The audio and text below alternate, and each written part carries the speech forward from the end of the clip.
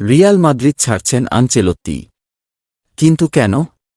হঠাৎ কেন এমন ডিসিশন নিলেন ডন কার্লো আনচেলত্তি? রিয়াল মাদ্রিদের সঙ্গে আগামী ২০০০ সালের জুন পর্যন্ত চুক্তি আছে কার্লো আনচেলত্তির। কিন্তু তার আগেই ক্লাব ছাড়তে যাচ্ছেন তিনি।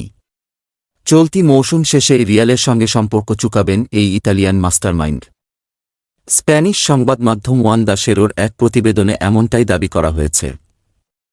রিয়াল মাদ্রিদে দ্বিতীয় দফায় দায়িত্ব পালন করছেন আনচেলত্তি। তার এই মেয়াদে বেশ কিছু সাফল্য পেয়েছে দল। জিতেছে একাধিক শিরোপা। এমনকি ক্লাবের ইতিহাসের সর্বাধিক ট্রফি কোচও এখন আনচেলত্তি। তার অধীনে ২টি লা লিগা, ২টি উয়েফা চ্যাম্পিয়ন্স লিগ, একটি কোপা দেল রে, ২টি উয়েফা সুপার কাপ, ২টি স্প্যানিশ সুপার কাপ, একটি ফিফা ক্লাব বিশ্বকাপ এবং একটি ইন্টারকন্টিনেন্টাল কাপ জিতেছে রিয়াল। ২০২৩ সালের ডিসেম্বরে তার চুক্তি নবায়নের সময় ব্রাজিলিয়ান ফুটবল ফেডারেশনের আগ্রহের খবর শোনা গেলেও তিনি রিয়াল মাদ্রিদে থাকার সিদ্ধান্ত নেন। তবে ৬৫ বছর বয়সী এই কোচ বর্তমানে অবসর নেওয়ার কথা ভাবছেন না। অন্য কোথাও কোচিং ক্যারিয়ার চালিয়ে যাওয়ার পরিকল্পনা রয়েছে তার। আনচেলত্তি ক্লাব ছাড়লে বায়ার লেভারকুজেনের কোচ এবং রিয়াল মাদ্রিদের সাবেক মিডফিল্ডার জাবি আলোনসো হতে পারে রিয়ালের নতুন কোচ।